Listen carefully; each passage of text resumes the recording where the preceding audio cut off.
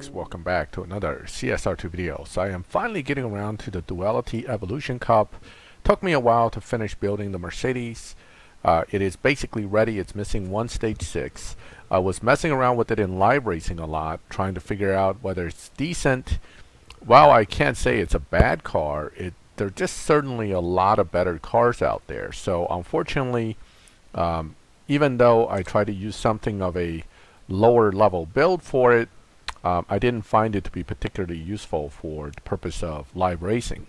That being said, it's also not terrible, but I would save Mercedes Fusions to see if something better comes along. That and the fact that the new European series probably will require some Mercedes, and if you don't have them built already, you're going to want to save those Fusions. So I find it also annoying that, of course, right after Duality Cup, where we have to build a brand new Mercedes, we're now stuck with looking at another Mercedes. Although that Mercedes should have been built already, it still is rather obnoxious to kind of put one Mercedes after another, which generally is why people are out of Fusions, out of cash, just struggling. Too many events with the same type of cars in a row definitely hurts us a lot.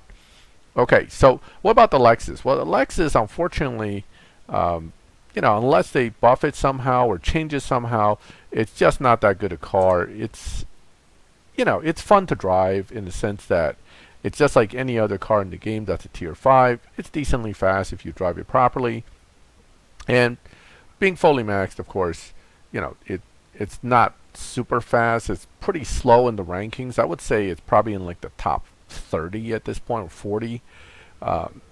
Given we have almost 500, I think, if not 400 tier 5s, it just isn't all that interesting. All right. So anyway, the point is, it's a car that I'm just getting to get, and then probably not going to do anything with. Same thing with the Nurburgring edition. This is already a purple star. This is a Flash car. So the Nurburgring edition, even though it's also a purple star, even though it looks different, isn't really that different in performance. So it's really not an interesting car to waste more Lexus Fusions on. The best Lexus in the game, without a doubt, is the LC500, your lead tuner car in tier 4, a very good tier 4. Unfortunately, not the most beneficial tier 4 when it comes to Tempest 3 because its lack of ability to do sprints. But speed traps and live racing, it's pretty much a beast. So it's definitely good for that. I forgot how to drive the Lexus. I'm actually not too worried about it because right now it's not even a challenge. But I think I'm supposed to nitrous in second. But whatever. It's not even that important to me at this point. With the car built the level it is, I don't anticipate any issues getting through this Evolution Cup. Normally I would play around with it more, but this one's not that interesting. I just want to get through it at this point. Mostly I got into this one because I wanted that SL65 to be a good and interesting car. It's not bad, but again, like I said, it's not as good as I had hoped it would be, even at lower level upgrades. But nonetheless, it's something that is a new addition to the Mercedes lineup, and it is at least able to be put into what I call my live racing garages because it's capable of doing some live racing. It's just not great. I should be doing better than that, but 7.6. I think the car should definitely do better than that. I might be doing something wrong with the shift pattern here. We'll figure it out. If I get beat, then I'm gonna go back and figure out what the shift pattern is. I don't think I'll get beat in this car because of where the upgrades are at. Alright, so it's still 7.6. Alright, well, I guess that's the best I'm going to do with it. Not that it's that big a deal. The opponents are 8.1 so far. I'm on race 9 out of 10. So I think I'm okay here with this car. The more interesting question will be whether the Mercedes will be okay. But I think the Mercedes is fine too because I have it missing only engine, which while it's stronger than turbo and some of the others, isn't really a top stage 6, so it's not critical enough to affect my ability to get through this thing. So 1.703. So the Lexus sprints well, decent top speed. I mean, it's kind of your standard okay tier 5 car, but it just doesn't do well in live. It doesn't really have any other uses, and being a Lexus, it's not easy to even get fusions for it. So yeah, that's the problem with it. Okay, let's see if we can, I think after this relay, it'll be all Mercedes for the next 10 races, but let's go ahead and get this one done. I still can't be sure exactly how I should be driving this. Wow, that was kind of close.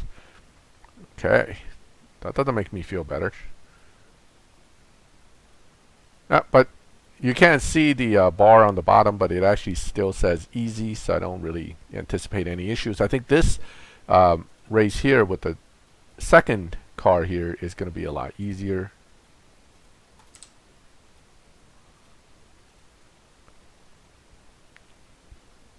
I think the Mercedes, again, you have to kind of jump gears to get the best run out of it. I can't remember exactly how to shift that either. Naturally, the live racing setups I use on it tend to be a lot different shift pattern. Not a lot, a little bit different shift pattern, simply because when your car's maxed versus when your car's not maxed, the speed at which the RPMs go up is very different. So it makes a difference in how you drive the car. And it's only got 5 gears. There really isn't that much to be said about it, other than, you know, it's quick enough. Okay, 7.7, 8.5. Yeah, I don't really see this getting below 7.7. I might be cutting it kind of close near the end, but the Lexus is 7.6 that I ran with. This is 7.7 I'm running with. I think they're good enough. It's definitely going to make it through the Evolution Cup. Whether I will struggle at all will be the question. Let me see if this way will make it a little quicker or not. Nope. Because I'm at 2.0 final drive, this car isn't going to get any higher top speed. So it's all in the initial acceleration then. If, you know, whether it can get to that speed really fast determines ultimately the time it runs. But a 7.7 is not very impressive. Okay. But 7.7 back in the day was some of the fastest cars.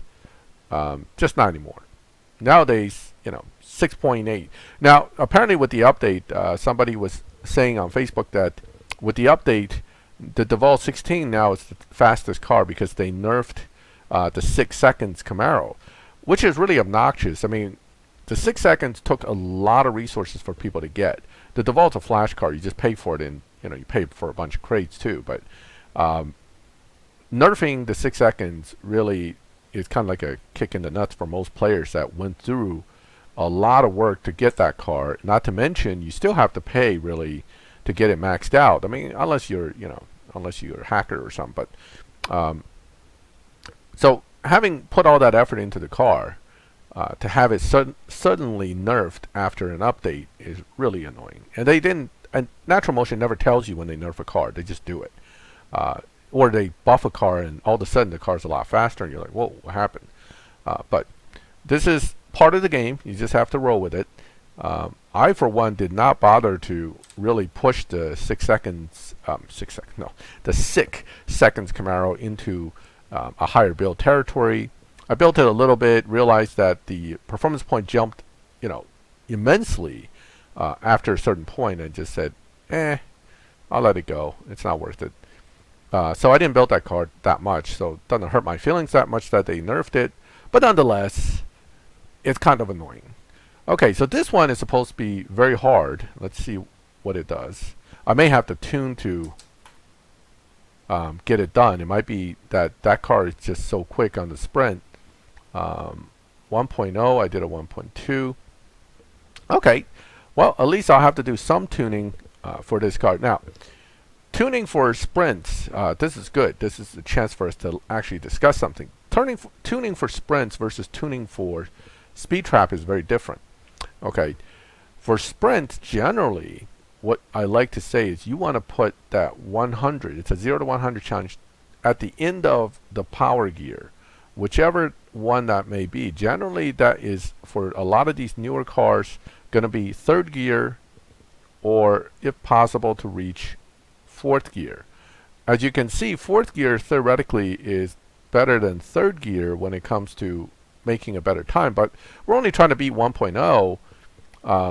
You know, fourth gear is going to require to launch, shift, and then get right to fourth. That's a negative Evo tune too. So, because you're so aggressive on the final drive that you're actually hurting your performance. But 0.780, let's try fourth gear just to be safe. And again, I only need to hit a 1.0, so it's just a matter of literally shifting quick enough to get to fourth. So you would launch and then 2, 3, 4. And you really should be done. You may not even need nitrous. Nitrous with a lot of these newer cars, which were first gear, second gear, just a bunch of tire spinning. Hitting nitrous doesn't really help you that much with sprints. It's more the gearing and timing of the launch. So what we're going to do is launch 2, 3, 4. Oh, wait, I only did 2, 3. Whoops, that hurt me. Oh, that was dumb. Okay, hold on. Hit the buttons quick, but the shifter didn't actually shift. Okay, done. Yeah, so it's a very quick shift, but once you shift it, it wasn't that bad. 0.9 isn't great, but it gets the job done. Now again, you have to, with a lot of these, you have to click really fast. I could have done quicker clicks and probably gotten that 0.7, but I think if you're just beating 1.0, even third gear might be easier. Just go, you know, second, third, and then let it in that third for the 100 mile per hour. That would work as well. But overall, that wasn't much of an issue. Let's put it back to normal. And that's 7.687 theoretically, and I know this doesn't really help it.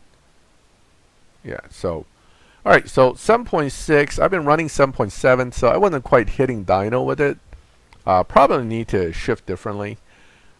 Once a car is closer to max, there is one optimal shift pattern. Generally, depending on the car, the optimal shift pattern can be pretty obnoxious. You know, you have to like skip this gear, hit that RPM, and then hit the nitrous, and it's just a lot of work. I just usually, with cars like this, where I know it's short first, second, and then just fourth, nitrous, fifth. I mean, that's not optimal shift pattern, but it's close enough, and it'll get you kind of, you know, if you notice that that shift pattern is slower, hit the nitrous earlier. That's a 7.8, so it's slower. So I'm going to hit nitrous in third instead of fourth. See if I can cut it closer to the 7.7. 7.68 being the theoretical best. It could also simply be like instant second in nitrous. I mean, you know, I didn't look up the shift pattern for this car. I just kind of roll with it. You know, I can do it like this, where it's second, right to third, nitrous, fourth, fifth, and that might be quicker. Oh, that doesn't look like it's quicker. There we go. Not the best shift pattern either, but hey, you know, got the job done. So moving on. I'm out 19 out of 20. I'm almost done here. So again, is it an easy event? No. Is it hard? No.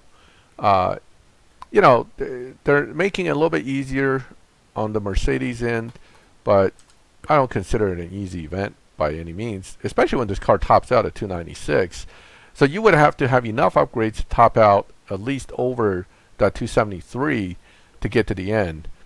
And I think somebody said if you're missing the top stage 6, that's actually a struggle. So keep that in mind. All right, so final relays, that's hard. Hard means easy, so no problem there, I think. As long as I don't completely botch the run on both cars, I should be able to easily beat it and get the Nürburgring to strip. I'm going to strip the Nürburgring for sure because I already have one, and this car really isn't interesting enough to have more than one. Certainly, I don't have the parts for it either, so it's kind of a waste to even think about getting more than one. All right. So that made it a little bit harder, I think. Oh no, it actually made it easier. Haha. That means this Mercedes sprints so fast in the quarter mile that, I mean, not sprint, but runs so fast in the quarter mile that even though I kind of screwed up the Lexus, it makes no difference when it comes to the Mercedes. Oh, here we go. Okay, so I'm going to use the same similar shift pattern I used when I did the last run. I'm not sure it's optimal again.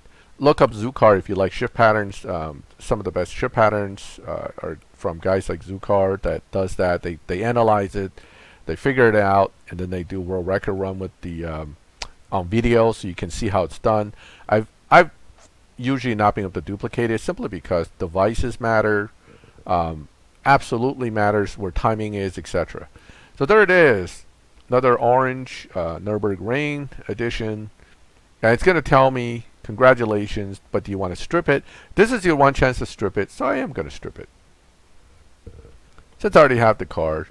And my garages are getting kind of big, so I have too many garages. I need to avoid too many of these duplicate cars that are really not that useful. Lots of green fusions, typical of when I strip cars, but hopefully it'll move to at least to red for 1 or 2 fusions. Nope, all blue so far. More blues. 1 red, woohoo! And it's a turbo. And no stage 6s, not unusual either. Okay, so that's right there basically it. I mean, we just finished the Duality event, got the car, stripped it, and now the focus is going to be on the next event, which is the beginning of the European Invitational, the Green Hell. So I'll be running that and probably updating you guys with that information. But it looks like nothing too useful. Oh, I still have the parts crate. People were saying they lost the parts crate when they updated. I think that's a glitch. I don't think it was intentional that they took it away. It's right here for me. So I still have it. Good for me, but you know, I know some people have lost it. So just hang in there. Make some tickets to Natural Motion. They'll probably fix that in the next minor over-the-air update or something. But if you lost the parts crate, I think it's supposed to still be here because this is an updated account and I still have it. In any case, thank you for joining me for this event.